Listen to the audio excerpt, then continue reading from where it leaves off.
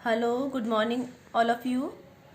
आज हम रचना प्रसून यानी कि व्याकरण का चैप्टर 1 भाषा और व्याकरण पढ़ेंगे।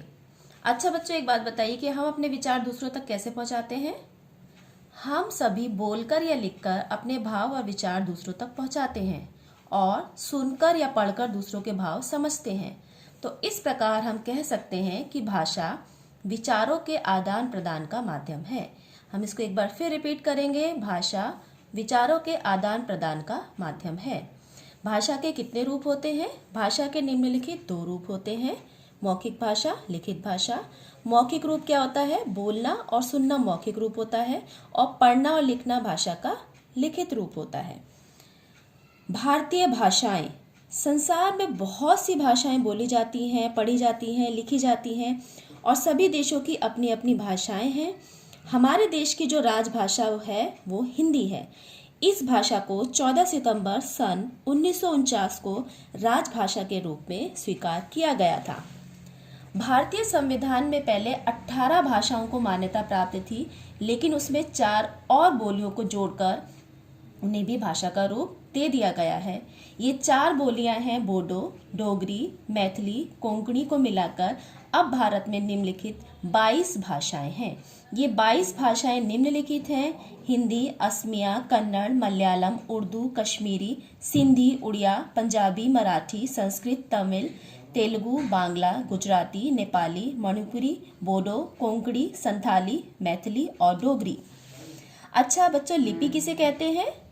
हमारे मुख से निकलने वाली ध्वनियों को लिखने के लिए जो ध्वनि चिन्ह निर्धारित होते हैं उन्हें लिपि कहते हैं। अर्थात अगर हम सरल भाषा में इसको बोलें तो भाषा को लिखने के ढंग को लिपि कहा जाता है। इसको हम दोबारा रिपीट करेंगे। भाषा लिखने के ढंग को लिपि कहा जाता है और प्रत्येक भाषा की एक लिपि होती है।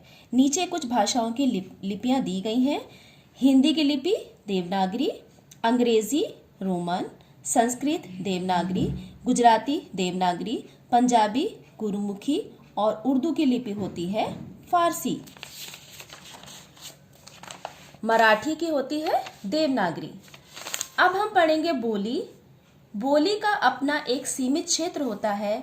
केवल उस क्षेत्र विशेष में रहने वाले लोग ही उसे बोल और समझ सकते हैं, जबकि भाषा विस्तृत क्षेत्र में बोली जाती है और भारतवर्ष में लगभग 1652 बोलियां बोली जाती हैं। व्याकरण क्या होता है बच्चों? अभी हम यहाँ पर हमारे सामने कुछ वाक्य लिखे हुए हैं, हम उसको देखेंगे, पढ़ेंगे और देखेंगे कि उसमें कौन सा वाक्य सही है और कौन सा गलत। जैसे रजनी खेल रहा है और रजनी खेल रही है। लाल पतंग कट गए, लाल पतंग कट गई। तो इसमें हमें कौन सा वाक्य सही है और कौन सा गलत है? तो रजनी खेल रहा है और लाल पतंग कट गई, ये दोनों ही वाक्य गलत हैं। रजनी खेल रही है, लाल पतंग कट गई, ये दोनों वाक्य सही हैं। तो व्याकरण क्या होता है बच्चों? वह शास्त्र जो हमें भाषा के शुद्ध अशुद्ध प्रयोग का बोध कराता है उसे व्याकरण कहते हैं और इसे 3 भागों में बांटा गया है। या व्याकरण के 3 अंग होते हैं, जैसे वर्ण विचार, शब्द विचार, वाक्य विचार। मतलब वर्णों के मेल से शब्द बनता है और शब्दों के मेल से वाक्य बनता है। समझ आया बच्चों आपको चैप्टर? अब इससे रिलेटेड हम यहाँ पर कुछ एक्सरसाइज दी गई हैं। प्रश्न उत्तर, रिक्त स्थान और भाषाओं को उनकी लिपि से सुमेलित कीजिए। मैं आपको यहाँ पर एक बार ये रीड करके बता देती हूँ। पहला प्रश्न है, भाषा किसे कहते हैं? लिपि किसे कहते हैं? भाषा के कितने रूप हैं? नाम लिखिए। भाषा और बोली में क्या अंतर है? व्याकरण क्या है? इसके अंगों के नाम लिखिए।